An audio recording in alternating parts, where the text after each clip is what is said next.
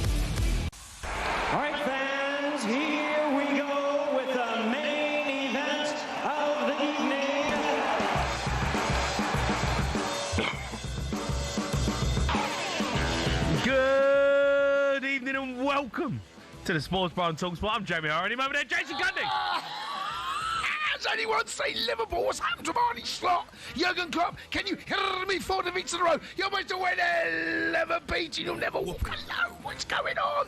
Van Dijk twerking again. What's he up to? Pop World. The Liver Bird. Clubby. 100% Mo. Moaning Mo. 100% Mo. Moaning Mo. Can you hear me, Mo? You're supposed to win 11 beats in the cop end. Jimmy Tarbuck tugging pub. Jamie Stanley Park, Paul McCartney. Can you hear me, Paul McCartney? You're supposed to win 11 beats in the Cavern Club. Samuel L. Jackson, what's going on, Jacko? LeBron James, Georgie Porgy's Cafe, Mo Salah, Mo Salah, Mo Salah. You're supposed to win 11 beats. 4 losses in a row. Have we seen Liverpool hand over the title to Arsenal in October? Not only that, handed Ruben Amorim back-to-back wins for the first time as United gaffer. What's going on there? Arnie Slot, is he getting it all wrong? Elsewhere, though, tonight's football, Premier League action, live on talkSPORT. West Ham, absolutely disgusting performance against Brentford. Fair play to them. They turned up and got a result. West Ham, though, wow, embarrassing. 03 717 22 33 44.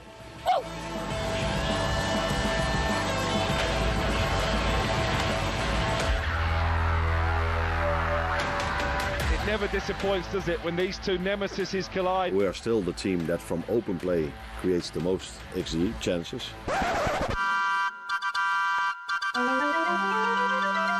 What a start to this game. 2 minutes on the clock. Liverpool 0, Manchester United 1, and it's Brian and Bumo. Conceding not so much, but do concede 2 goals. Oh, what a finish to this game. It's Liverpool 1, Manchester United 2, and it's Harry Maguire plants his header beyond Mamadashvili and into the bottom corner. 4th successive defeat on the champions. So many things go against us at the moment.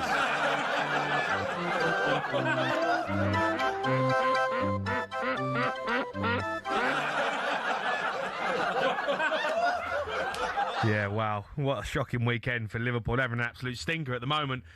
Loads to talk about. How are you, Jace? You good? You're getting warmed up with the old clown outfits coming out? Hello, mate. How did Liverpool get on the weekend? 4 defeats. What's happened? What's happened to the greatest defender in Premier League history? What's he doing? Twerking again? What's happening to Liverpool, mate? Yeah, they're going down without a fight. They're fullbacks. Dear me, mate. Yeah, well, we're getting to Liverpool, but we've got to talk about tonight's football. It's just finished. West Ham, mate. Wow. What am I watching? Mate. What am I watching? They are one of the worst teams I've ever seen in the Premier League. This has got to be probably the worst West Ham side I've seen in the Premier League. Mate, they are terrible. That you said disgusting. That performance was shameful. Absolutely shameful. There are basics, right? There are prerequisites when you go onto a football field of desire, fight, everything that doesn't need, coaching. Everything you should have. So when you go step on that field, mate, none of it.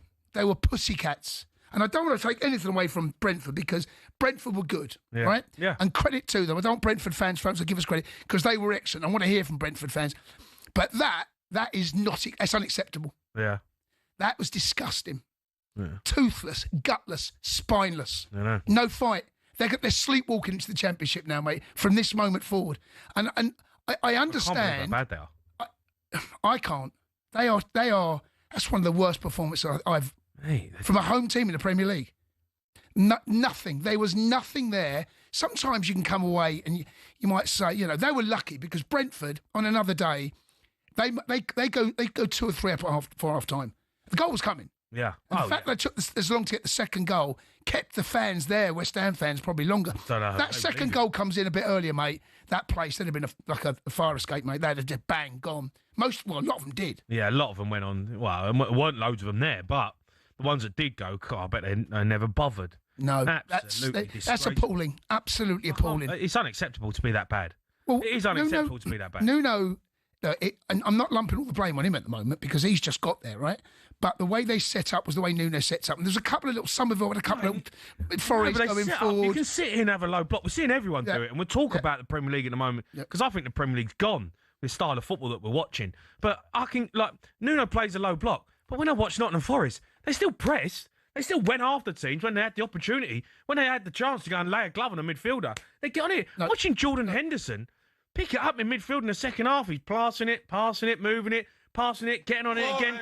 No one's getting us. No one near him. I mean, is anyone going to go and put a finger on him or what? No one, mate. There's no desire. They have lost all fight, anything that you have to have to go into any football match, let alone when you're fighting for your lives. Right now, it's West Ham on one more at the moment. That's how it feels. Because there's nothing to hang your hat on. There is no positives out of that performance at all. It was absolutely shameful. Yeah. Shameful. Really bad. Really bad. Right, loads to go at. We've got loads of football over the weekend, loads of things to talk about. But let's start with West Ham. Yep. Let's go to Richard. He's a West Ham fan. All right, Rich? All right, Rich. Rich? Rich? No, he's gone. All right, let's go to Graham. He's a West Ham fan. Graham? Yeah, I was at the game earlier on. Yeah. Absolutely diabolical. I can't blame Nuno, but we've been playing relegation football now for, 2 years? Ever since Moyes left, it has just gone drastically downhill. And I think the January window is going to make or break us. You can't blame Nuno. I don't know if you can buy your way out of this, mate. I don't know if you can buy your way out of it. I really, really don't know. I don't think you can. I think if we do go down, I think we're going to be down there for a very, very long time. And we desperately need new owners because David Sullivan and Karen Brady are ruining West Ham. But unfortunately, there's no rich person out there to buy us. I don't know what's going to happen. Who would buy you, though? I'm not being funny. Who would buy West Ham? Look at the state of yours. Do you know what I mean? No one wants to be at the ground. Everyone hates the stadium. I know. No one wants to go there. I know. The players don't want to. It looks like the players don't like give a monkeys the way they're playing. The way they run around tonight was embarrassing. Who'd buy that football club? Shocking. Well, they don't own their own ground either, do they? They don't own it. They just rent it. Yeah, rent it. So, £2.5 million a year they paid for it. But look, you've brought in Nuno, right? And Nuno, look, he's done a great job. He must be sitting there thinking, God, mate, what is going on? He's gone in there, he's put a team out tonight, and look, the team ain't good enough. Apart from Somerville, Bowen, don't really look at any of the players in the team and go, you're half decent. But the lack of desire, the lack of passion, the lack of quality, the lack of anything from them, like just to even run around, just to put a foot in, anything to get up the pitch. I couldn't believe how bad it was. I know it's bad. You know what it was? It was like a bad joke. I know the atmosphere, it don't help, right? The atmosphere, the people are protesting, the atmosphere's dead. That can make it difficult. But as players, as on the pitch, as a group of players, where's the leadership? Where's the captain? Where's the player that says, right, we got to fight our way out of this, boys? I ain't playing Championship football next season. There's no fight. No fight. Unfortunately, chaps, I don't think Bowen's captain material, and he's gone at the end of the season. There's no question about that. He's not going to be hanging around. No. And the problem is if Bowen goes, well, where do we go from there? Because he's just held West Ham. I mean, I can't see right now how West Ham stay up if that's what... Oops, my nose fell off. If that's what continues to happen, I can't see how West Ham can get their way out of that because there was absolutely no... sometimes you look and it's not happening for you and you might, I don't know, there might be a couple of little passages of play or a couple of build-ups and nothing. Somerville was the only one that carried the ball from any distance. They don't look like they want to be there, the players. They don't look like they want to... It's as bad as I think you could possibly get it. I can't think of right now how much worse it can get. You've played 4 games at home. You've lost 4 games at home. You've won 2 in the Premier League at home all season. All calendar year. In 2025. In this calendar year. They've only won 2 games at home. Won 2 games at home.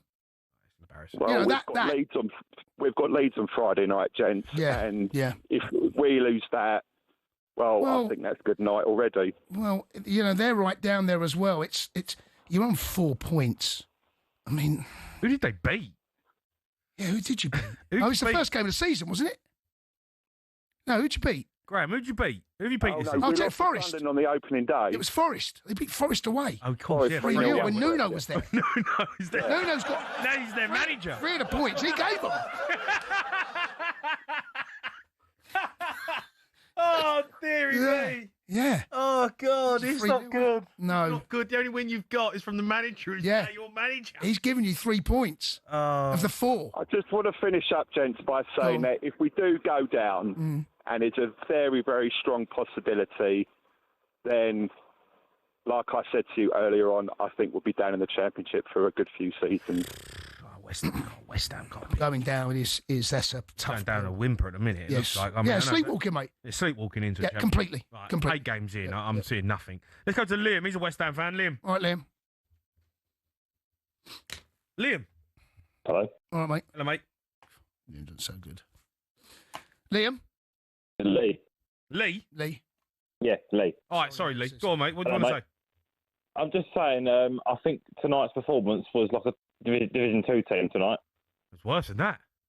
Yeah, I know it was. But I don't think you should blame the manager for it.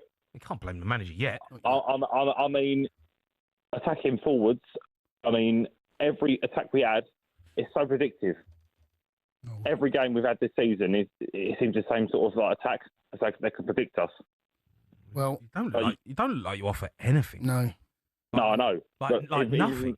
Even there's no counter attack at all. And I don't think every team predicts what we play as. What needs to happen? I know. What happens here from now, Lee? Because this can't continue. I don't know, mate. To be honest. Lee. Yep. Going down. Hey, You going down, mate? are we going down? Yeah. I think so. Yeah. Yeah. I think so. Yeah. Oh, Lee. Yeah. I think it's worse than the violin, isn't it? Right now. Well, I'm more offended that you call me Liam. Oh dear. Sorry, Liam. Sorry, Liam. That's all right, mate. Right, West Ham fans, get your calls in. Loads to go at. Absolute shambles tonight. You want to have your say. 03 717 22 3344.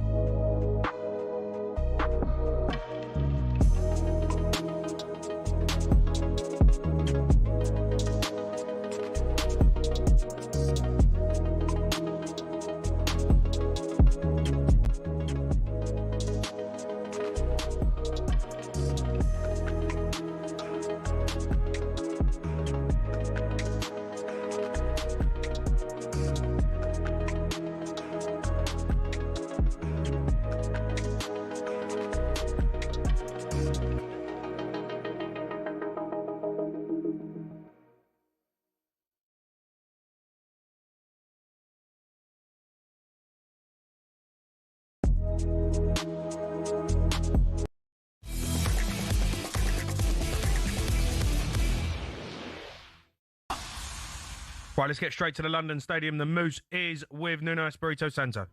Thanks a lot. Joined by the West Ham manager, Nuno Espirito Santo. First of all, thoughts on the game? We started well. I think the first 15 minutes, things were okay. The team was good, clicking, combining, creating situations. After that, till the end, that momentum shift, corners, throw-ins, we couldn't go out. And till the end of the game was not good enough. Not enough chances created tonight. Is that fair? Yeah. Fair, totally fair. Because I mean, from what I've seen from the beginning of the season till tonight, defensively better in terms of goals conceded, but the goals need to start coming because obviously, as you know, goals mean points. Of course, and we wish that we can achieve them. This is what we are looking for. But today was not, except the first 15 minutes, and the team didn't combine, imprecise. It was tough. How are you going to change it around? How are you going to get the results to change, or does it just need time for you to let the players hear your philosophy? No, we don't have time. We cannot afford the excuse of time. Every day has to be important, and starting for tomorrow has to be a day of improvement, a day of commitment. We need many things. We need many things to go out of this situation. We are not playing good. We are not getting results. We have to change and improve. Are enough players showing you that they want to play and they want to get the team out of trouble? I will not judge them for their commitment. I'll never do that. But I will try to find solutions to make them feel better and make them realize that they have enough talent to do better the things that we are looking for, but not ever judge them on their commitment. Final question from me. You knew it was a tough job coming into it. I mean, every manager knows that every job is tough. But is it harder than you thought? Will it be harder than you thought, turning it around, keeping West Ham in the Premier League this season? It's a tough, but it's a challenge, and we embrace it. I will say the common words that are basic, and the pillars is commitment, togetherness. If we have these two pillars, things can be better. Thank you. Lovely. Thank you. Thanks so much. Yeah, that was the Moose with Nuno. Moose, being a West Ham fan, was getting on him about commitment, and I think Nuno was probably wanting to say, I need to see more commitment. Yeah, and I think that's fair. He's just got there, and he's walked into a mess, and if he didn't... Yeah, but they can run around. Yeah, of course. You know what I mean? Show me you want to play for West Ham. I agree. It's a massive football club in the Premier League. Like, you know, we can dig out West Ham and we give them a bit of stick, all right? It's a massive football club. And you can dig out the stadium wherever. It's an amazing stadium, right? 60,000 people there. West Ham. You're playing for West Ham. In the Premier League. Do you know how many people would want to play for West Ham? And you got these players strolling about, not laying a glove on anyone. The manager's, you know, saying that it's about commitment. You know, that's the biggest thing he's talking about, commitment. I'm not seeing commitment from any player on that football pitch to say that they want to play. Can I just talk? You mentioned 60,000, mate. That sounded like a game in COVID. You could hear the players. Yeah. You could hear the players shouting. It was the crowd were. I mean, the crowd have got nothing left. They're going to have to find something. By the way, Billericay. They're going to have to find something, because if they turn up like that and they play into the narrative that we're pretty crap, we ain't going to get anything, and all of a sudden the crowd sit on their hands, they're going to have to find. I know they need something to get them off their seats, but at the moment, someone's got to help. The players need help, and the fans need help. So, what's the catalyst? What is the reason the fans get off their seats? Have the players got to give them something, or the fans got to give the players something? Because at the moment, everyone at that football club, fans included, are sleepwalking in the Championship. Totally agree with you. The fans, look, you want to try and create an atmosphere. The atmosphere there tonight is toxic. But give me a player who's going to run for a brick wall for me.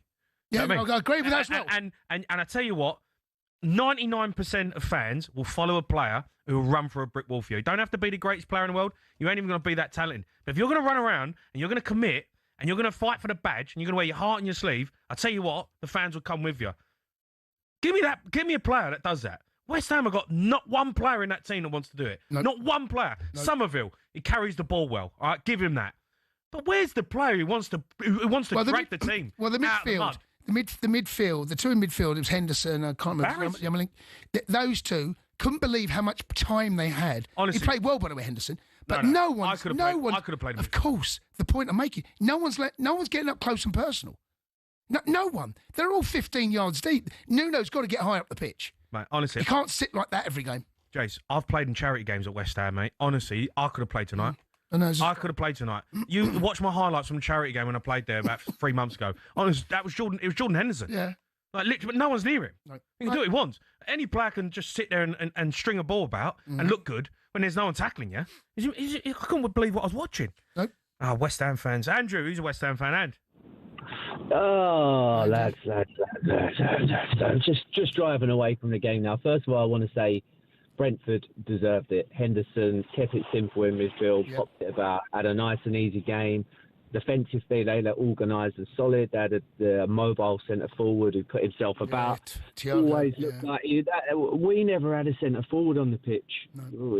We had no target man. There was no out ball, and we were just struggling to create any chances. And just listening to Nuno there say that he is right. We don't have time, and he's new to it, so I won't hold him accountable at all. But he's had 2 weeks in the international window. Yeah. He started Souček and Andy Irvine central midfield. That is a relegation midfield. He started Scholes on the right side. Well, he might come to that, Andrew. He might eventually come round to that way of thinking. He's just got his feet under the table. He's gone with Souček, right? Vastly experienced.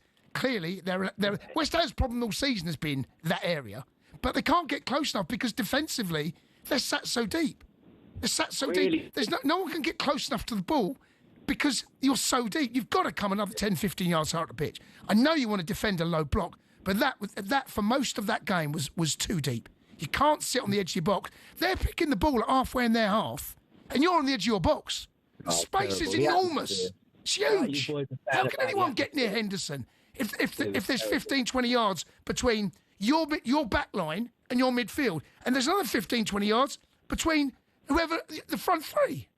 The space, the back line's got to come up. It's got to come up at least 10, 15 yards.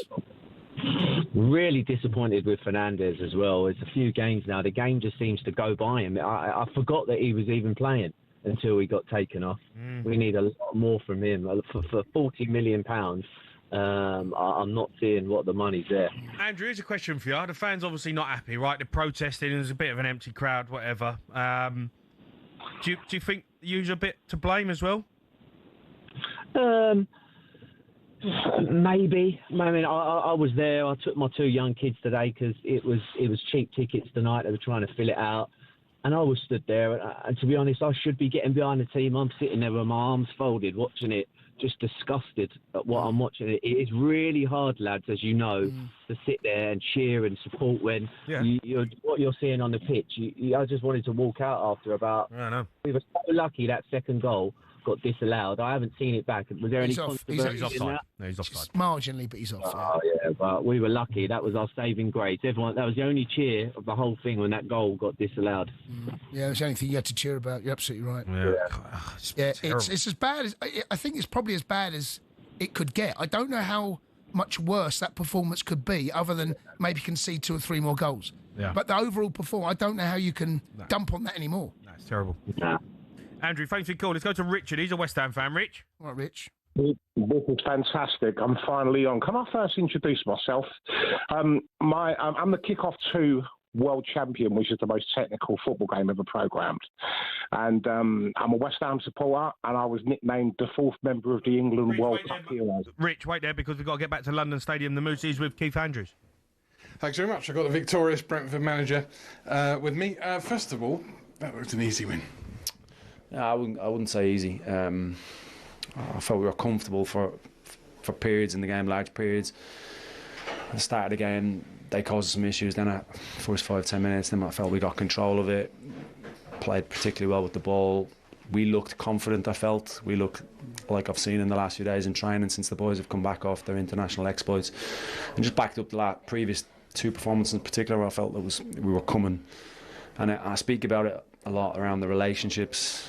We're essentially building a new team, and I think that's the reality of it. And I think sometimes we will inevitably take steps backwards as a team, and I think we need to accept that to a point, understand why it happens. Tonight was a step forward, clearly. Clearly. I mean, maybe I should have rephrased that earlier question in terms of maybe you should have won by more because you hit the crossbar, you had the goal disallowed for a very tight offside, you had numerous chances in the second half. I mean, were you frustrated at it was only 1-0 until the 94th minute? Yeah, you always want that second goal. Naturally, they have Paquetá, Bowen, some of the players that are capable of moments of brilliance and very aware of that. Big part of our game plan was could we control that. I felt we did in the main, but it's the Premier League. They are always going to get a moment or two in a 90-minute game. So the second goal would have been nice if it had come earlier. Did we deserve it? Probably. Do you feel like you're having to prove people wrong every time you send out a team? I mean, I thought tonight your team were fantastic, and if I was you, I'd be going, listen, this is my team, this is what I can do, because from the beginning of the season onwards, everybody kind of looked at Brentford and thought, we don't know what we're getting this season because Thomas has gone and you've come in. I think that opinion is probably fair. Really? Yeah, well, why would they? I've never managed. The narrative around it was set piece coach taking over. Not many people would understand that. I've been coaching a very long time in very different roles. I get it, I understand it, and that's fine. It's not so much about proving people wrong, it's more grasping the opportunity I've been given. Haven't underestimated it. I'm very aware that it's a big task, but it hasn't fazed me in the slightest, I have to be honest, because I've got ultimate trust in the football club and the group of players. I said this before, I was so happy that the transfer window closed because that was tough to deal with all that period, and once that shut, I felt like we've started to take steps. The international breaks obviously getting the weight in of that consistency, but I'm really pleased the way we're going. Finally, a word on Jordan Henderson. I think Bradley says fit. He's going to go to the World Cup next summer with England, and I feel like for Brentford, you can have as many young players as you like and emerging talents as you like coming through, but if you've got an old head and the glue to hold it all together, how good is he at the moment, and how well is he playing for you, and do you think therefore he deserves to go to the World Cup off the back of that? Yeah, I think he's part of that build of a new team and the relationships. I think you can see that coming. His presence on the football pitch, his experience is invaluable, clearly, because we've got a relatively young squad that are growing all the time, and he's part of that on and off the pitch, around the training ground, the experience that he's had, the career that he's had, and he still has that hunger, clearly. He's been in the last good few England squads now. You can go back to last season, obviously, and I know that's a big target of his, so long may it continue. Keith, thanks for your time tonight live on talkSPORT. It. Keith, how good was it? Yeah, Keith Andrews there with the Moose. Fair play to him, credit to him. Well, Tough job, everyone's writing him off. The difference between West Ham and Brentford was how well organised they were. There was a purpose about the way they played. By the way, the lad up front, Igor Thiago. Yeah, he's all right. He's a real handful. Yeah. But they got players around him. They got the midfield. They just know what they're doing. Yeah. They're a complete side compared to West Ham, who are a team of individuals who collectively don't really seem to have a plan about how they don't work in pairs. They're closing downs in ones and twos, not closing downs in hunting packs. Yeah. Completely different with Brentford. Yeah. Completely. He deserves a lot of credit, Keith Andrews, because that was a big job. Yeah. Compared to what Thomas Frank had done for so long. Yeah, I know. And he's had to go in there. He's had to mould this team in his own shape. And he's done a brilliant job. Absolutely brilliant. Yeah, he's done well. Let's go to Scott. He's a West Ham fan. Scott. Right, Scott. Hi, guys. Long time listener, first time caller. Welcome. Well, first of all, start the game. Yeah, we looked good. Looked like we was on the front foot. And then we just reverted back into what's just been the same old. Can't defend corners. I've seen 10-year-olds defend corners better than us. I think the ownership has invested in mediocre players. It doesn't matter who you have in charge. And I do think we have a good manager now. But if you're working with mediocre players, sometimes you can't make them be world class. You just can't. No, but the basics, the basics of any professional football are their self-pride, hard work, to your teammates, to yourself, to the fans. Brentford ain't got world-class players. And that performance collectively was disgusting. It's as bad a performance I think you'll find all season in the Premier League. I don't think you'll get a worse home performance than that. That's unacceptable. And I know you know that, but for 90 minutes, you say you started well. I mean, okay, but it didn't take long for Brentford to get a grip of that game. And after that was easy for Brentford. No Premier League game should be that easy. Scoreline won't reflect it. But what I saw, the sniff test, that was easy. That was a sniff test. Yeah, the eyeball test, mate. I saw it. I watched it. It was a bad old sniff test. It was a stink fest. It was a stink. You walked into a room. And you, what's that? Go straight for the fridge, wasn't it? It's an out-of-date chicken. You know that chicken? You know the chicken when you left it there, you kind of forgot about it. You opened it up. Wow. Jeez, stings the nostrils. Yeah, that was West Ham tonight. West Ham, mate. Yeah. 3-week-old chicken in the fridge. It was, mate. West Ham fans, get your calls in. We've got to talk about Liverpool as well. We'll probably talk about my mob as well later on in the show, but loads to go at. Premier League serving up some stinkfest right now. 03 717 22 33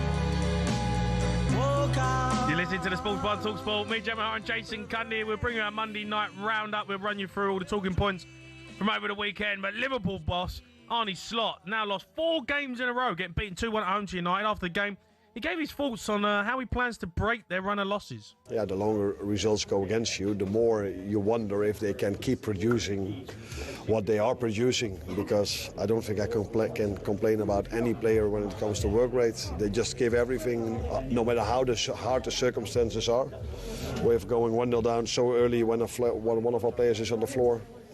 Yeah, so many things go against us at the moment, and yeah, then it's up to us to fight ourselves out of that. But as long as the mentality is as it is at the moment, I have all reason to believe that we are able to win football games again. I don't know why he's mentioned someone's on the floor. He's coming out with a lot of excuses, isn't he, Arnie? Well, he needs to find some excuses, mate. I think this is the worst run he's ever had in his managerial career. Never lost 4 games on the spin. Yeah. Where's 100% Mo, by the way? Yeah, I know. He's Where's bottled that little, where is he? Oi, Mo. He's bottled it, mate. Andy. No, he's bottled it. Is he bottled? He ain't phoned up. He's bottled it. Yeah, he's disgraced. Do you know what, right? He gives it a large one. Don't fancy gives it big licks. As soon as Liverpool win, he's on the phone. Yeah. Yeah. The quad is on. Quad is on. Where is he? Well, he's get him on. Phone him up again. Yeah, he's bottled it. I see you has phoned us up, though. Moaning Mo's phoned us up. Right, Moaning? Drag the show right down. Not good. What happened, Moaning? I don't even know what to say. I personally think Arne Loss should be sacked. Say again? I think Arne Loss, he doesn't even deserve to be called Arne Slot. He doesn't deserve to be called by his name. Right. Should be relieved of his duties. He spent £500 million down the toilet, and I don't see him remaining as Liverpool manager. He will get sacked. He's having a bit of a stinker, isn't he? I don't think he's good. I don't think it seems a bit early for Same that. as Mo Salah. Sack Mo Salah as well. What's happened to Mo Salah, mate?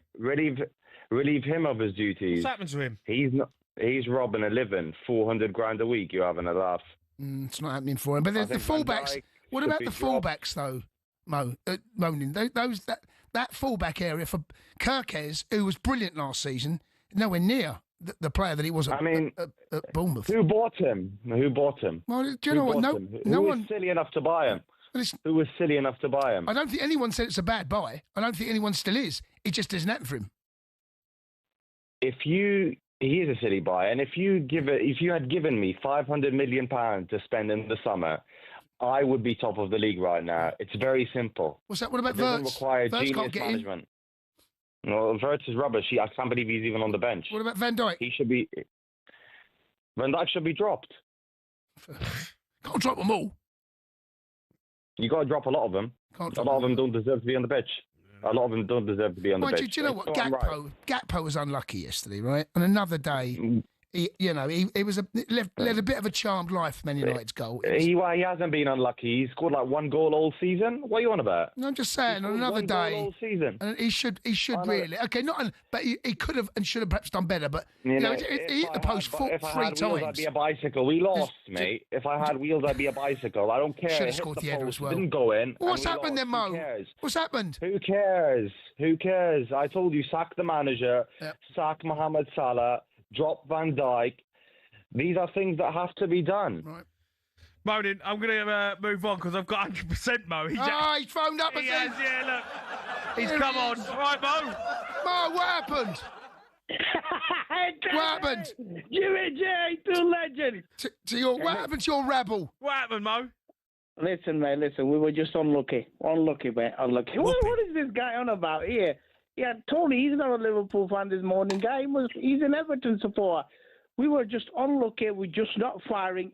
All the luck going against us. I mean, look, that United team yesterday, it's embarrassing to get beat by them. It's embarrassment, Candy. Do you know what I mean? What happened to your team, though, Mo? You're giving little big licks. When you're going to do this, do that. I said 3-0, but Cody was unlucky, Candy. Cody was unlucky. But listen, Candy, it's no point turning on the players, no point turning on the manager. Just give it time, we'll get it right. And do you know what? We're still 4 points behind Arsenal, and still the title's in the reach. The quad is still on. I don't know why You're all over the gaff, Mo. Come on. Mate, Van Dijk's twerking again. What's he doing? Listen, Jimmy G. How can you sit there and criticise Liverpool? What happened to your lot? Nah, don't worry about our lot, mate. Don't worry about us, mate. We're in transition. You spent 500 million quid.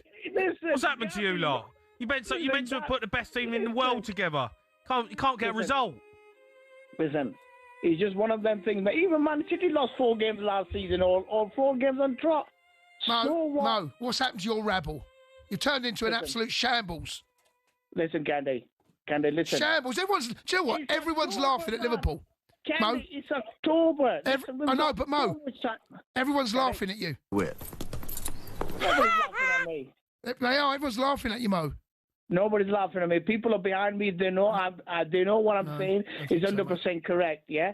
And Candy, listen, it's your Christmas, isn't it? For you, it's Christmas. It's so funny, Mo. We pulled your pants down, give you a good old whooping. Everyone turns up now, laughs at Liverpool and gives you a whooping. Listen, Candy, listen. Yeah. I'm going. Who's next up? Frankfurt are going to give you whooping. Candy.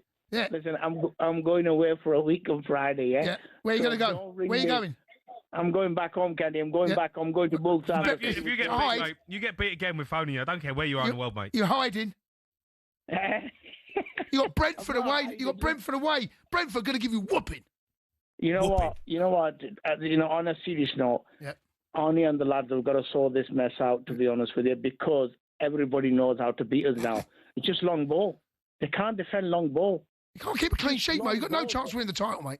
Gino, the title's still on, Candy. What do you mean? No, you've got no chance, mate. Still on. No, you Candy. No, mate. It's Arsenal. No. Arsenal are the new Spurs. No. Listen, they are. No, you're not playing like that, Mo. You can't keep a clean sheet to save your way. You got Van Dijk twerking every time he gets in his own box, letting runners go.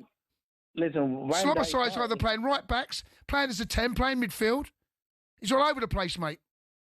Listen, Slots all over the place. He's lost. What's happened to Salah, Mo? He's lost the slot. I told you that about Mohamed Salah the other day. I mean, he's in like mourning because of Diego.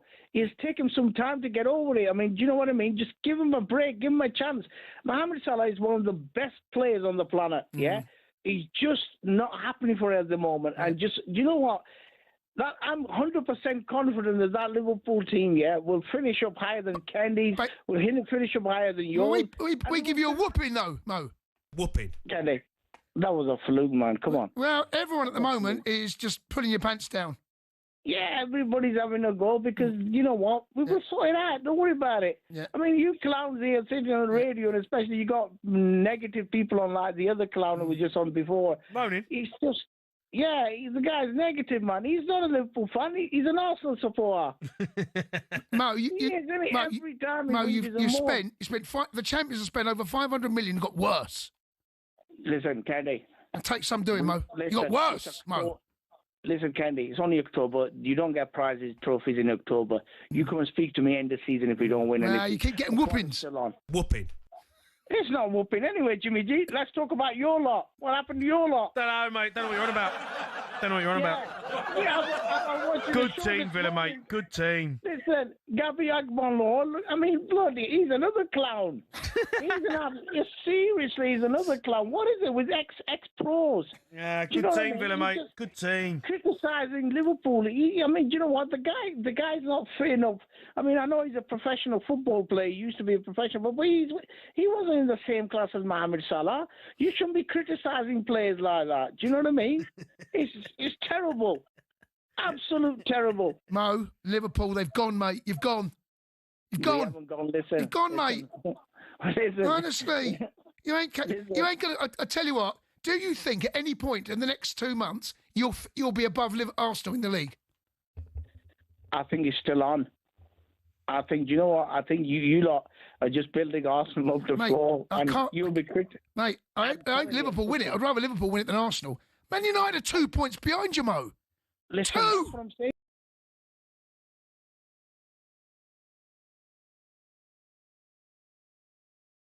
Gone.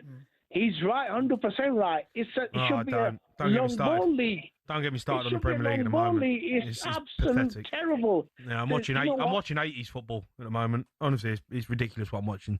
Long throws, set pieces, low blocks, Honestly, I can't stand it. It's embarrassing watching the football. Mo, listen, we're going to let you go. Pick your chin up, yeah? Pick your chins up. He's gone. Keep your calls coming in. Liverpool, want to have your say. Spurs fans, got to talk about you as well. West Ham tonight, though, shocking performance. Loads to go out. 03 717 22 3344.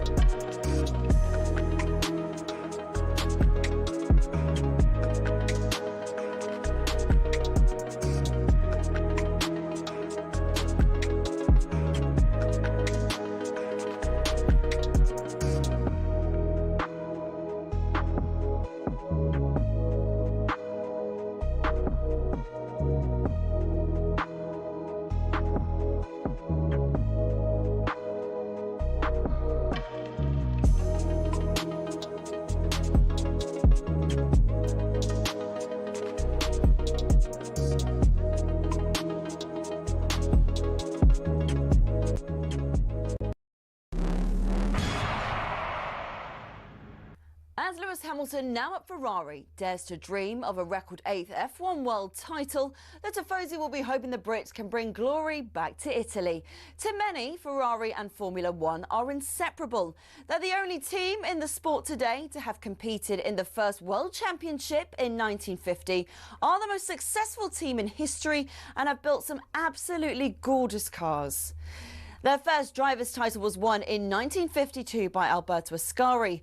Considered one of F1's most dominant and best-loved champions, he drove the iconic Ferrari 500 and defended his title the year after. It was Juan Manuel Fangio in his Ferrari 250 who secured the team's next driver's title in 1956. Remember, he was world champion 5 times with 4 different teams. Mike Hawthorne, Phil Hill and John Surtees also won titles for Ferrari in the 50s and 60s, and the cars back then were beautiful, and they even sounded great, didn't they?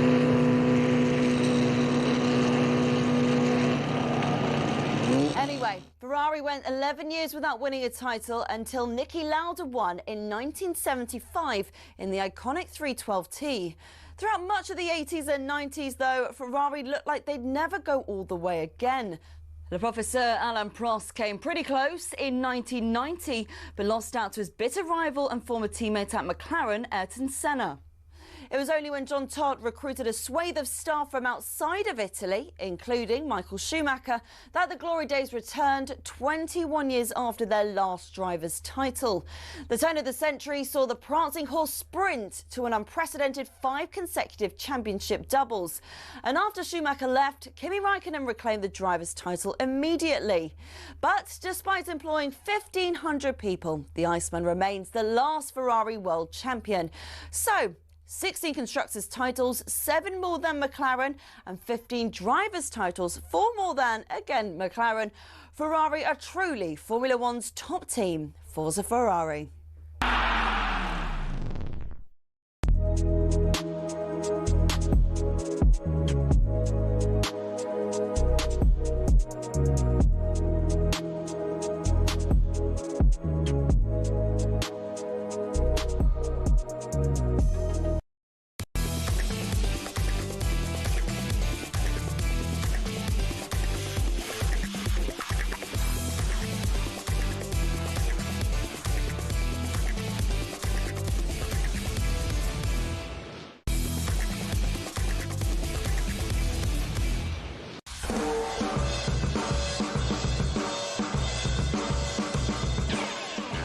Yeah, good evening. You are listening to the Sports Bar on talkSPORT. Me, Jamie O'Hara and Jason Cundy. We've joined Dermot Gallagher later on in the show to go over all the weekend's refereeing decisions, but loads of calls to get through.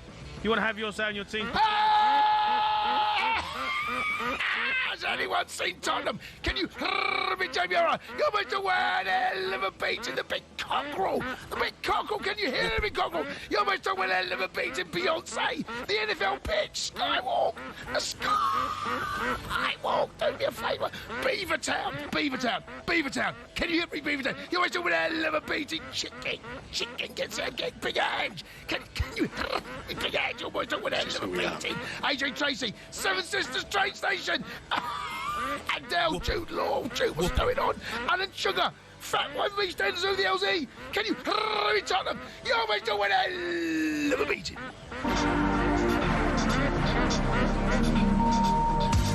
5 minutes played, Tottenham 1, Aston Villa 0, and it's Bentancur that has finished from close range. What a start for Tottenham.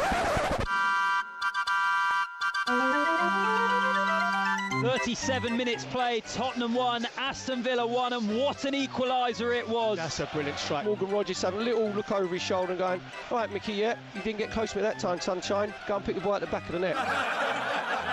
And what a goal this is. Tottenham 1, Aston Villa 2. Buendia has provided the finish, but what a ridiculous pass it was in the build-up. It finishes Tottenham 1, Aston Villa 2. That's why football is so frustrating. If you gave them the same chance now, they will not score. It's just who we are. What do I say? Fell off as well, June. You know, it's so annoying, mate. You didn't even tell me. You scared the life out of me when you started screaming that at Mike. Mate, you're mob. Oh, I know. Mate, you're mob. I know, mate. I know. What's going on, It's mate? a process, mate. It's a process. What happened? What happened? What do you mean what happened? What happened? Beat. We got beat. It's simple as that. Well, good enough on the day. I don't know what to say. You're home form. I'm gonna stay, mellow this season with Spurs. How are you now? I'm not, I'm gonna stay level. We weren't great. It's a process with Tottenham.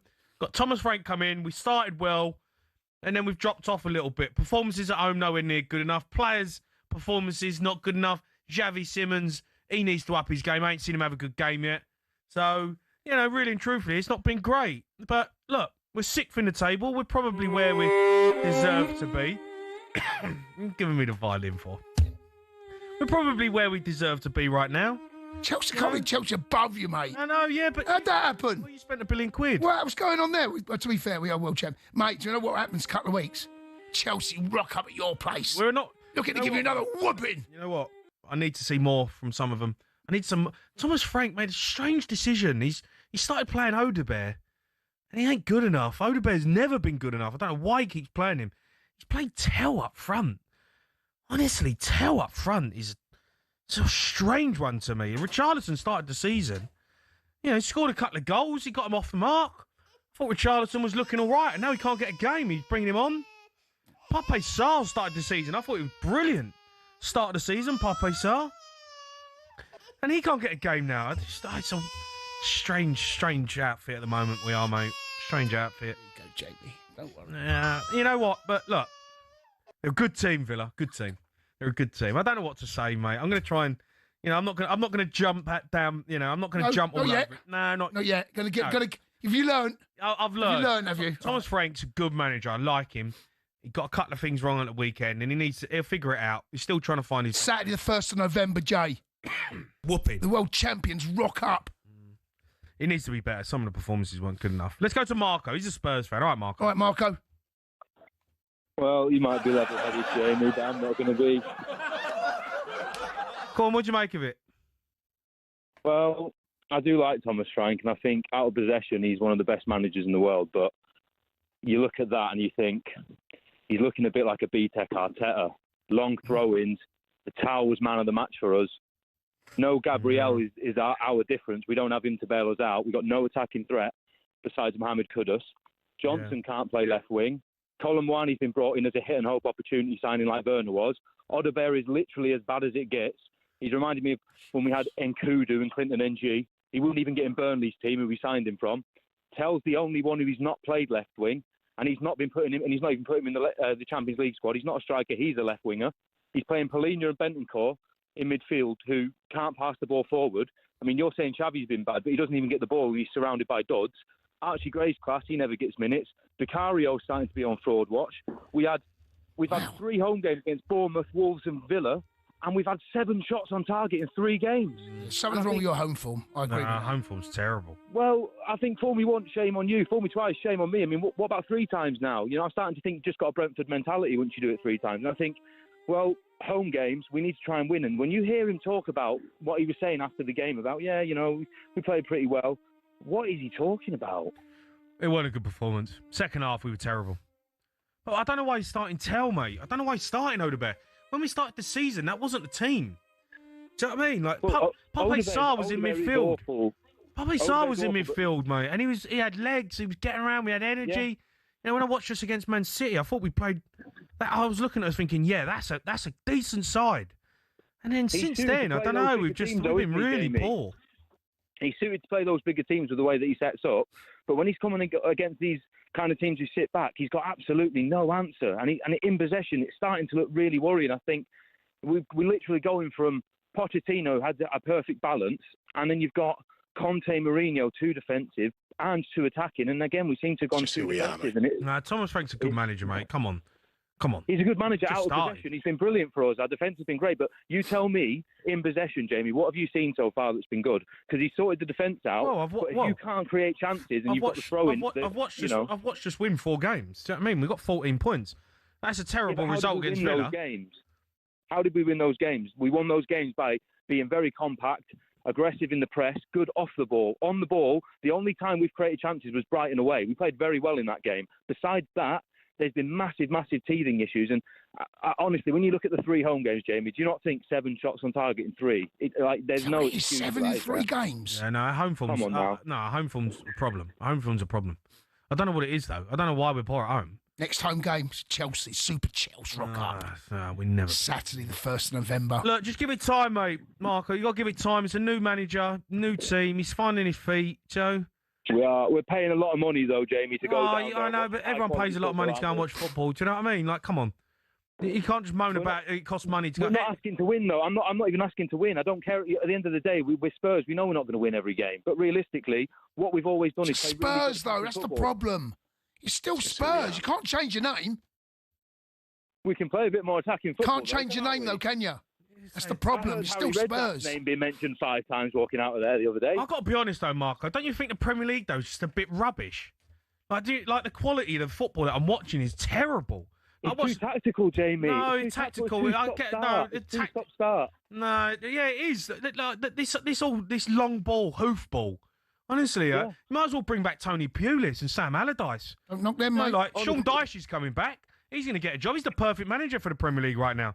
But honestly, the football that I'm watching every week from everyone is rubbish. Yeah. What's happening with all these long throws? I've been saying that for a couple of seasons. I've been Kevin slaughtered for it. with a towel and he's throwing it in a box. Like, what am I actually watching? Like, genuinely, the Premier League, the standard of the Premier League is crap.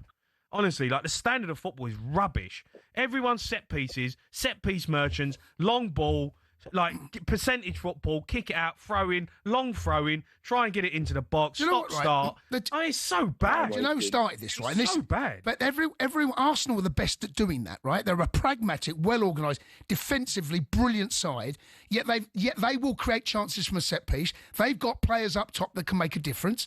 And Arsenal are going to win the title this season by doing exactly that. Tough to beat. Honestly, that'd be an absolute nightmare. Absolute nightmare. Marco the Goon. No, but I just like... But it's true. Arsenal are the best at doing all of those things. You can't try and get a shot at Arsenal's goal, let alone score against them. Everyone's doing it this season. Everyone. I know, but Arsenal are the best at it, mate. Everyone's playing a low block, men behind the ball, and then go long, set pieces, long throws. I mean, I'm seeing teams do long throws, and he ain't even got a long throw. No, some they're not even long throws. Like, I can get it. I can understand if someone's fizzing it into the 6-yard box. I can almost understand it then. But, like, some of the throws I'm watching, like Kevin Danso, to be fair to him, he's got a long throw. Yeah, he's got a long throw, mate. But, like, mix it up. Get the ball on the floor, create a chance. The problem with a long throw is it's so one-dimensional. It's just get in the box, we throw it in, we try and get a flick on and get on the end of it. No, but is that what the Premier League's got to offer? Is that what people are paying the subscription for? Watch this garbage. Well, it's Honestly, game. The football in the Premier League, Jace, is No, gone. listen, I've said it's been going downhill for a couple of seasons. It's gone. Right? The talent in Premier League is rubbish. Honestly, I'm sick. I'm actually sick of watching it. The talent in the Premier League is crap. Like, all it is legs in midfield, fast-paced wingers, hold the ball up, edit and kick it at the back this season, and that's literally it. Like, where's the talent? Where is the actual top players in the Premier League? Where's the teams that I used to watch? Like, Tottenham used to have Van der Vaart, Modric, Bow, Defoe, Keane. West Ham used to have Di Canio. You have to have Payet. You used to have top players. Like, what's happened to the Premier League? Seriously, I'm watching crap. I might as well watch Stoke every week. I feel like every time I turn the telly on, every time I come in here and I sit in that green room, I'm watching Stoke play. Every team plays the same. It's terrible. I know, but before that, not as many teams are playing out from the back now. Talent's gone in the Premier League. Teams gone. Look at Man City. Donnarumma, he doesn't put himself in situations where he can get caught. If he has to go long, he goes long. Going longer now. Teams are doing that. Chelsea doing it. Robert Sanchez rarely gets caught. He now goes longer. All I see is sideways, backwards, and it goes back to centre half. Boom, oof it, edit out, and the centre halves now. I remember when centre halves used to try and keep the ball on the pitch. Centre halves, they're just editing it out, and they go touch. He's edited it out. Long throw, get the towel, warm it up, coming in, long shit in the 6-yard box. What? Well, I remember when John Terry ball used to go, he'd chest it down, Cruyff turn, play out the other side. Like Rio Ferdinand, Cruyff turn, out the other side, play, we keep the ball. I ain't kicking the ball out of play. Everyone's just kicking the ball out. The ball must be out of play. Jay, that defeat, you're taking that defeat bad, mate. No, it's not even about... By the way, can we not even about Spurs. Can we just say something about... Premier League is rubbish. Can we just say something about Matty Cash's ball for the goal? Oh, no, it's a great goal. That piece of skill, that's one of the hardest pieces of skill to get right. When the ball sits up and he laces it side... That's the thing. You got moments of brilliance in football matches, right? And it's still there. But the overall game of the Premier League right now, it is absolutely tin pot. Like, it's literally, I've seen better non-league football matches. That game tonight was a disgrace. No, that game tonight... That game was a disgrace. Tottenham, Aston Villa. That's the quality in midfield, the quality on keeping the ball and moving the ball, playing forward. Watch Harry Kane highlights against Borussia Dortmund, by the way. He's unbelievable. Gets the ball in the half-turn, passes forward, spraying balls all over the park. Mate, these players are leaving the Premier League. Harry Kane's going to play in Bayern Munich. I'm watching tin pot football players playing in midfield in the Premier League with long throws. It's embarrassing. Honestly, I feel like getting fit. I reckon I'll get a game. Seriously, if you can get on the ball in the half-turn and you can keep it and pass forward, I reckon you get a game in the Premier League. It's only one defeat, mate. It's not even about Spurs, mate. I have to watch a lot of football. I have to sit I sit there with you. Football every night. Every night. Jay, the Champions League's back, mate. You have a better quality of football. And I'm watching it, I'm like, this is garbage. I am watching garbage. I know. Well, no, and I'm like, this is not what the Premier League's about. No. This is not what the Premier League, surely. I'd rather watch non-league. Honestly, it's terrible. Oh, dear. Can we take some more calls? Oh, we've got breaks, 20 past. Ran over. Oh, God. It's bad, though, mate, isn't it? It is bad. No, the Premier League is bad. This has been in the decline, I think, for quite a while. And I called it the Premier League last season. No, but it's got worse. worse. I got slaughtered for it because the quality is not there anymore. I totally agree with you. I don't think it's quite as bad as you know. I get terrible, mate. Where's Eden Hazard? Tonight's game. Where's Gerrard? Yeah, tonight's game was a bad example. Where's Paul Scholes? Like, seriously, where are these football players gone? Where are these football Bruno? players? Oh, come on, mate. Come on. Honestly, the standard of football in England, mate, is going down. It is going down the toilet. Yeah, I agree. There's not many flair plays. It's so bad. I do agree with that. Like Arsenal long throws. Everyone's long throws. Jay, have you made peace with Arsenal winning the title yet? I know.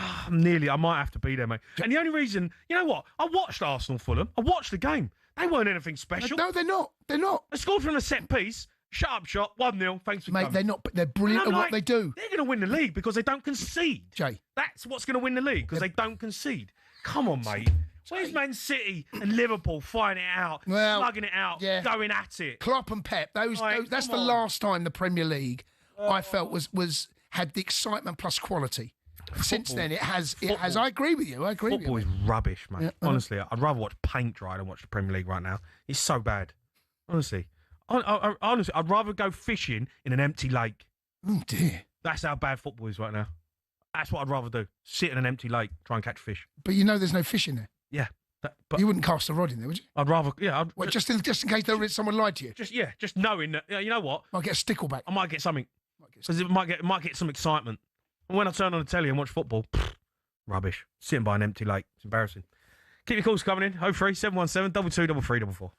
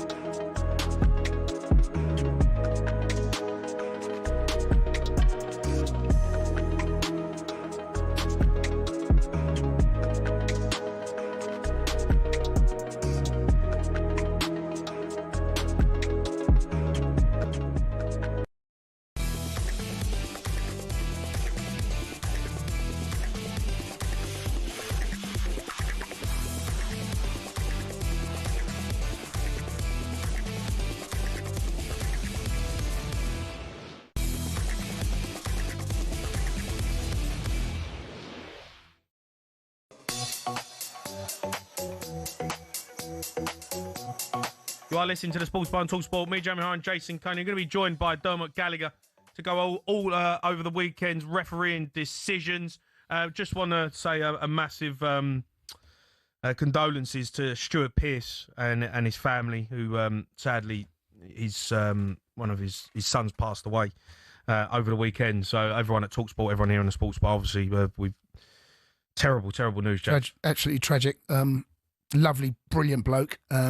Devastating news, and yes, I've been hearing the tributes to Stuart and his family, and it's just beyond words, beyond belief. Yeah. And with sending him and his family, you're absolutely right. Yeah. All our condolences and a big hug. Yeah, he's an amazing person, Stuart. So prayers go out to him and his family. We're going to continue taking calls, obviously over the weekend's football. 03717 22 33 44. Let's go to Ahmed. He's a Man United fan. All right, Ahmed. Hey, Ahmed. Amir. Amir. Hi, Amir. Amir, how are you? It's been a while. Sorry, guys. I was just going to say condolences to his family and all the talkSPORT family as well. So sad news. But that was a great result on the weekend. I'll be interested to hear what Dermot Gallagher's got to say about the first incident. And, what was your take on that? Because I thought Van Dijk headed into McAllister, and I thought rules are they supposed to stop the game anyway? But it happened so quickly, and for us to carry on, and Bremo was. I don't know if the referee saw it. I think the referee saw it. I don't know what his opinion of it was. Did he think it was a head injury? He should have stopped the game, right? He should have stopped the game, but the game didn't stop. So you just got to get on with it, right? Play to the whistle. At the end of the day, Man United, Man United was sharper. They carried on playing and they scored. Whether they should go, but you can play to the whistle. Yeah, we carried on, and that was great in the first minute. But look, I'm going to be like Neville, and it's what he said on the podcast. It's about the next game, and if we can continue this, then great. We won't over-celebrate, but I don't think anybody predicted that we'd win. And if you did, I said to Jace, fragile at the moment, Liverpool, and Man United off the back of a decent result against Sunderland. I felt like you was going into that game in a half decent frame of mind. Yeah, we said when I was with you, good time to play Liverpool on Saturday. Yeah, might be a good time to catch them now. They've had a pretty good last 12 months. By anyone's standards, to have done what they did last season. But they give up chances. Liverpool, they will give you chances, and Man United were more ruthless because on another day. That game probably ends in a draw if Gakpo takes his chances. Man United took theirs, Liverpool didn't take theirs, and that's football. Yeah. And I actually predicted the 2-1, but not overly. Well, you just said who would have predicted it. Yeah.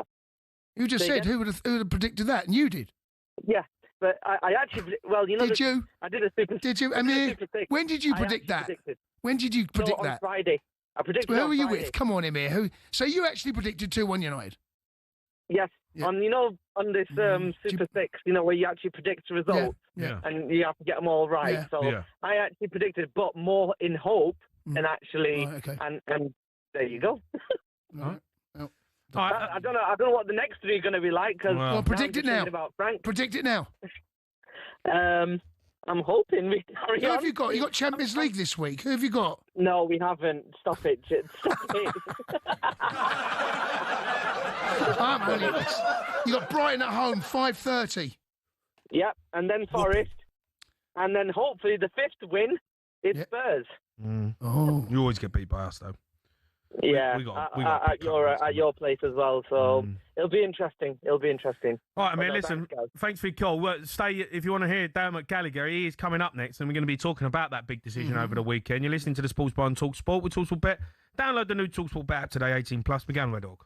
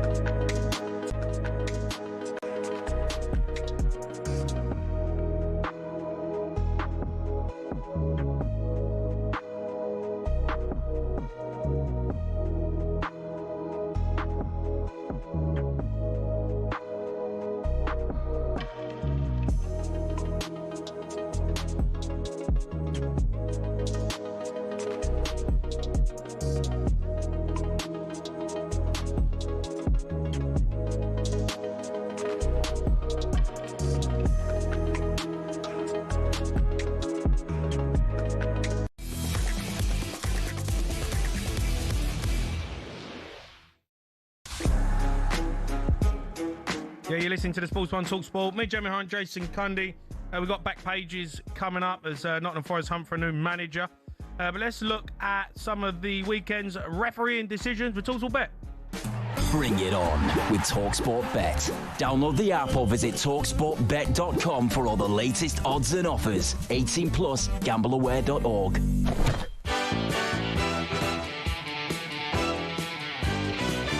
Dermot O'Query. Evening, Derm. Evening, Derm. Evening, Jay. Here he Evening, is. Jamie. Here we go How are you again, both? mate. Here we go again. Causing all sorts of bother, you lot. Oh, damn. You want the old black and white TV days, Jamie, when I was repping, don't bring you? it back, mate. Bring it back. Oh, dear. Look, the big talking point, I've got to get into it, is the massive one that everyone's talking about. The Virgil van Dijk, the McAllister, he goes down, head injury. The referee doesn't stop it. They carry on. Man United score. What's your take on it? I felt a bit sorry for the ref, honestly. I'm not joking, Jamie. If you see it, Michael looks across.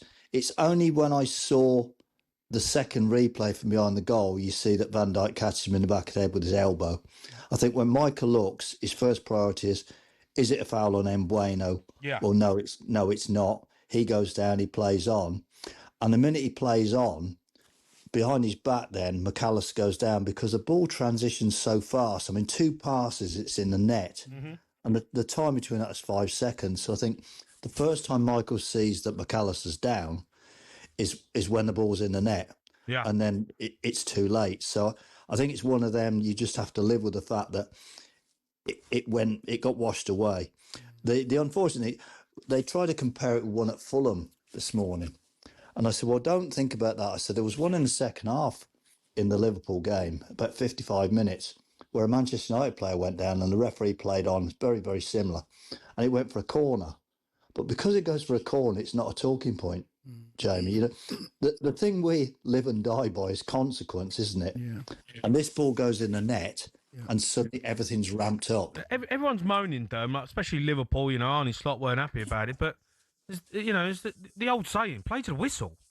Do you know, you know, he ain't blown the whistle. Whether he should have or not, maybe he should have. But as you said, he doesn't think he could see it. McAllister goes down. It doesn't look obvious at the start. It was his head. You know, I think it's one of those. Play to the whistle. I think we have to accept that it's one of those.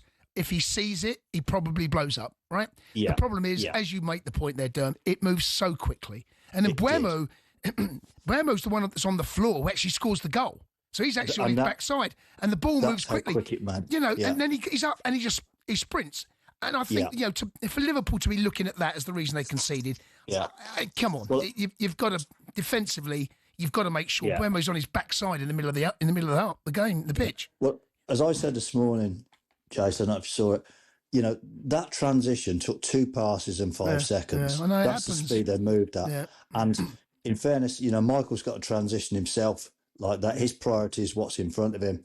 Somebody said about the assistant. Well, the assistant will be going up the line fast because he's checking for the offside. Of course. So it's just one of them that it's gone west. Yeah, totally agree. Unfortunate. Let's talk about Crystal Palace. The referee was Gerard Gillett. Selhurst Park, of course. Now, the incident was Marco Senesi.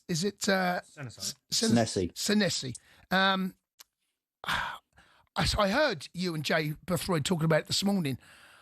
If I honestly think it's. I now changed my mind. I think it's a red, but I don't think it's a howler. You know, he's stuck to his guns. Whatever you think of it, and you've always said this, he has all options available to him. Yeah. And he's gone there with an open mind. He's looked at it. He wants to stick with his decision. And I think we have to accept that's his decision. Don't be moaning about it. Personally, as I said, I think it's a red. But I'm not going to come on here and start berating him because he's gone over there, and it's a subjective call. It's not a factuality of a call. It's subjective. Yeah. And I haven't got a problem with it. I don't have a problem with it. One of the things I've always said, Jace, is, you know, you send the referee to the screen. Yeah. He may stick to his guns. You might not like it. Yeah. But at least he's had another look. He's assessed it. He's had that chance. Yeah. You know, I think it's a possible goal scoring opportunity as to an obvious one because I think he's pushed the ball wide. It's interesting. When I watched it, I was watching it live. It didn't leap out at me. It wasn't one No, that I saw it on Saturday, Derm. I felt the referee got it right on Saturday, and I've changed my mind since. Yeah, but it's one you've got to think when you're watching the game. Yeah. Does it leap out? You go, oh, he's in trouble here. Never ever felt that. Fair enough.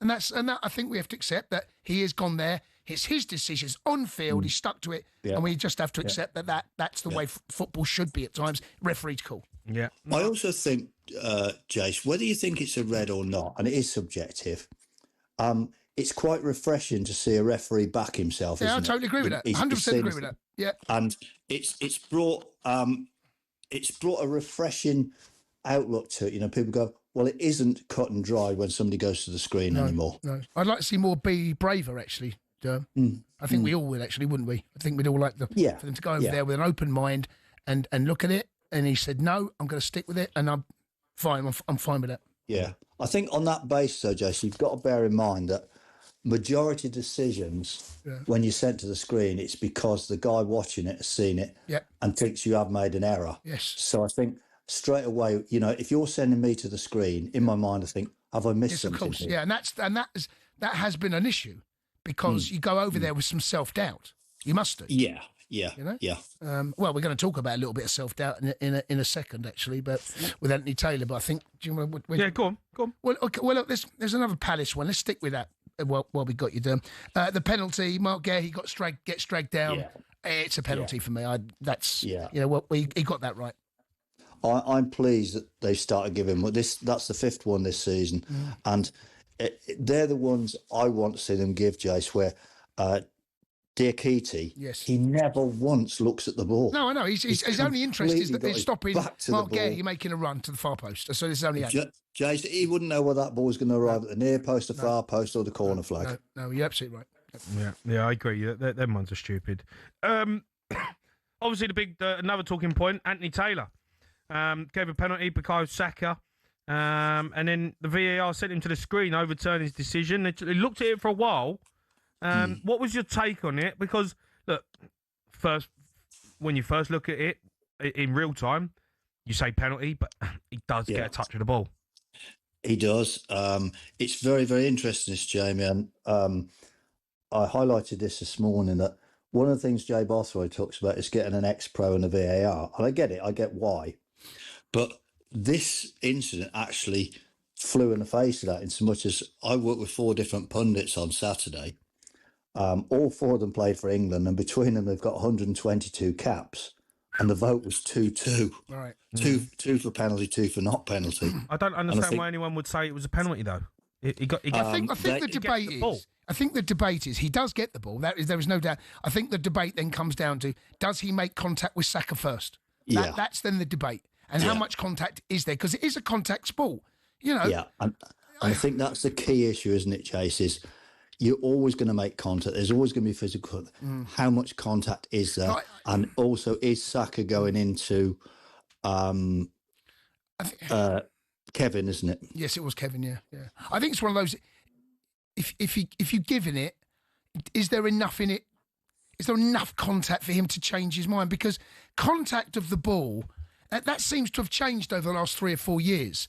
Because I remember having a conversation with you and we were talking about there's not enough contact. Now it feels to me as if you get half a stud on the ball, that's enough now because you've made contact with the ball. As an ex-defender, that's my aim, is to get the ball. If I get the ball, I've done my job.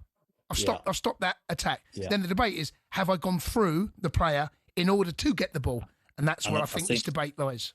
I think that's where we have to be very careful, isn't it? Because if you come carte blanche and go, oh, he's got a touch on the ball, you have to be careful that you don't negate somebody. I mean, do you remember the famous Luke Shaw broken leg in Holland? Yes, I do. In the Netherlands. Yes, I do. You know, that guy got the ball, there's no doubt about that. But it was an awful tackle. So you've got to be careful and mindful that, you know, the player's safety is paramount. Derm, in the game tonight, there was no automated, was there? Not in the first half. It's damn. You know this thing that happened today. Got no internet in Stockley Park. Well, it was all to do with this thing that happened today in the world, wasn't it? With the there's a little bit of a cyber attack, wasn't there? the cyber attack, and that It's a affected shame they didn't first cyber attack VAR altogether, wasn't it? I will say, Jamie, you never miss a chance here. If I tee them up, you never forget to knock them back. Serve you a star, mate. Cheers, Dad. Catch up next week. Lovely to speak to you both. Cheers, Have a great bud. week. Thank you. That was Dermot Gallagher, and that was a look back at this weekend's action in association with talkSPORT Bet. Bring it on with talkSPORT Bet. Download the app or visit talksportbet.com for all the latest odds and offers. 18 plus, gambleaware.org. Right, we've got back pages coming up next.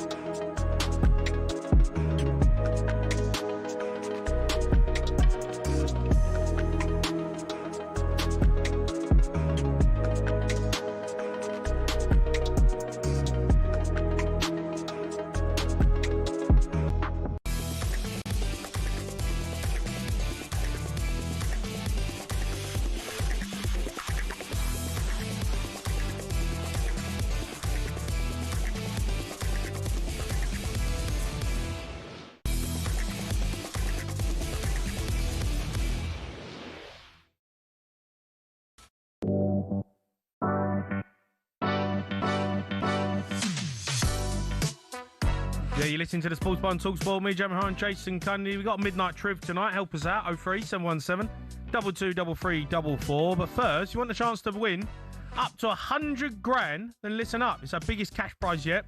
We're going all out. That's right. A massive £100,000, completely tax-free, could be yours if you're the lucky winner who gets picked to come to talkSPORT Towers in London on the 13th of November 2025 for a chance to win the huge cash prize. Listen up and how to enter. 18 plus UK excluding Northern Ireland. For a chance to win, text the word cash to 83338 and you're in the draw. Text costs £2 plus one standard network rate message. You must have the bill payer's permission, or you can enter for free by calling 0330 880 3338.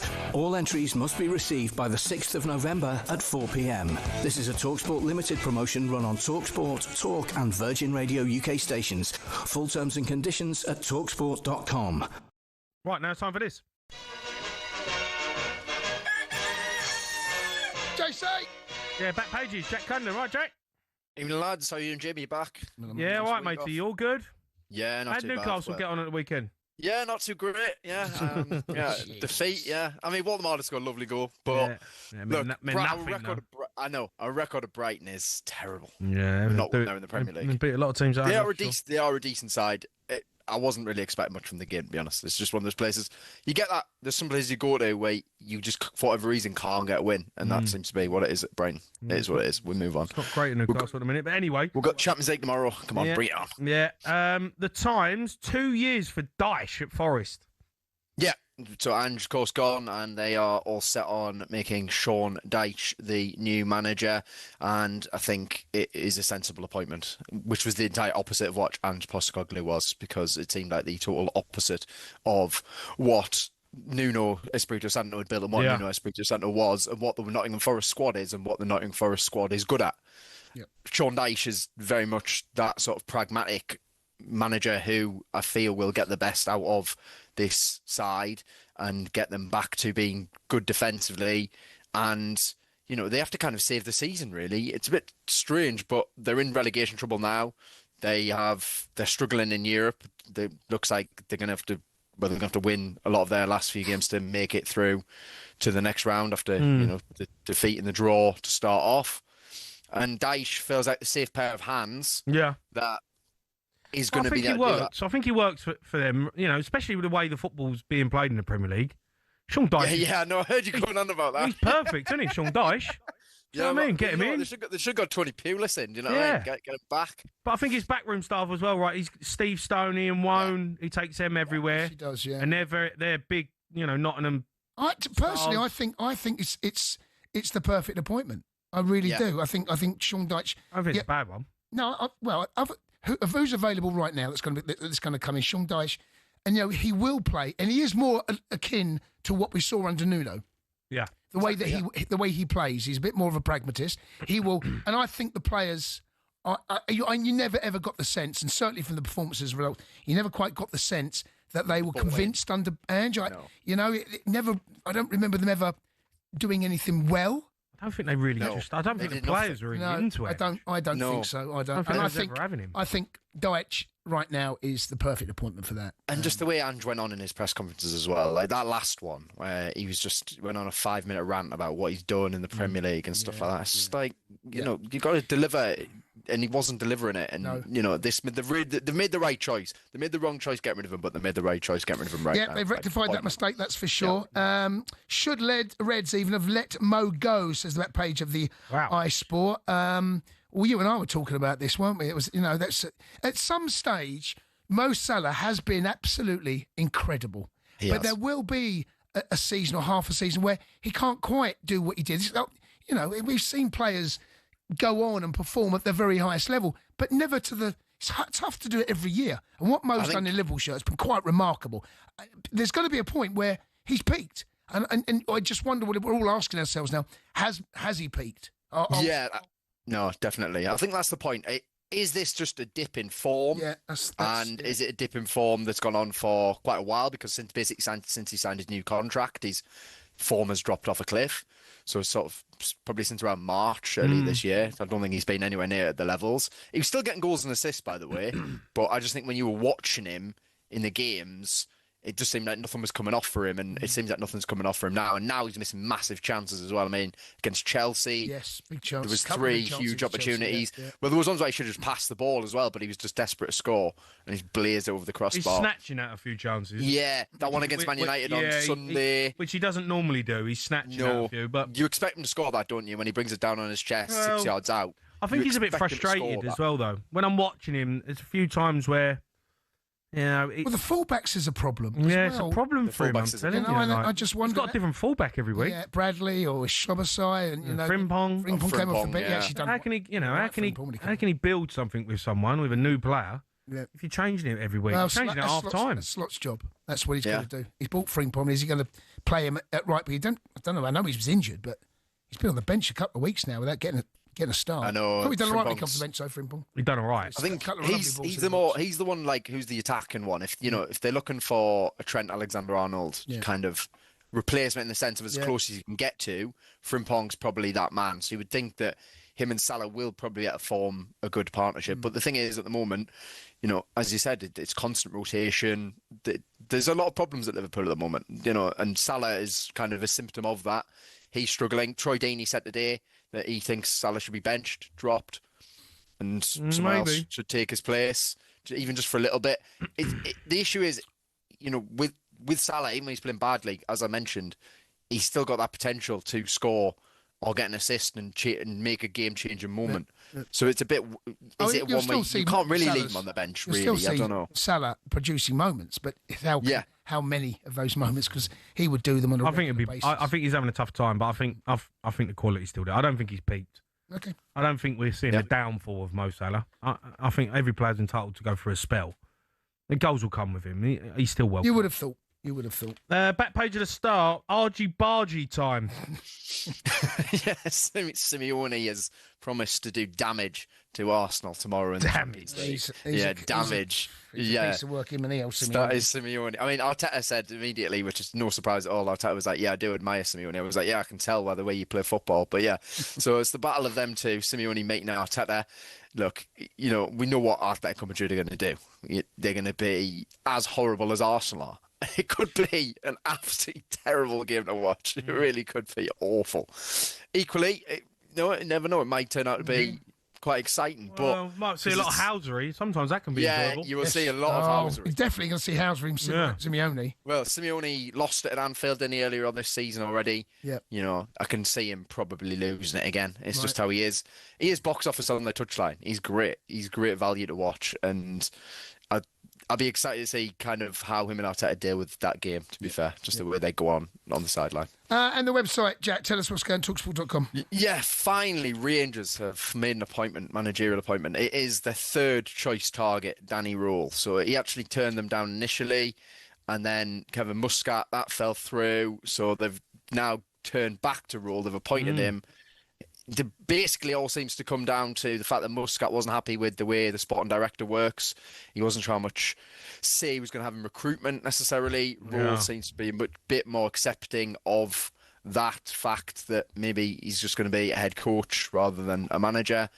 And I feel like from what I've seen already, Rangers fans aren't happy. They're not having him. They didn't really want him. They wanted someone who knew the club and like Gerrard, like a Muscat, rather than a guy who at Sheffield Wednesday did well. It ended badly for him at Sheffield Wednesday. He did well, but he doesn't know Rangers. He doesn't know what they want at that club. And I don't know. I feel like he's already on the back foot, and it feels like it was a mess of a recruitment process. And I think he's going to have a struggle to be honest, do well, just because it feels like everything's already against him so early on. We'll have to see, but.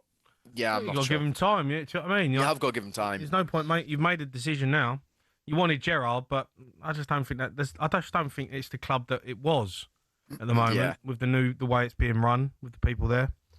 So I just think, look, they've got to take what the Rangers fans have got to accept where they're at right now and just stick with it and see what he can do. He's done a good job at Wednesday.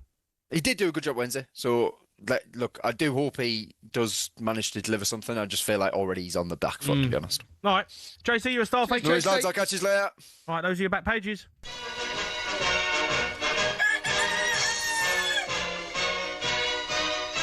Right, we've got Midnight Triv coming up. Help us out. 03 717 22 3344.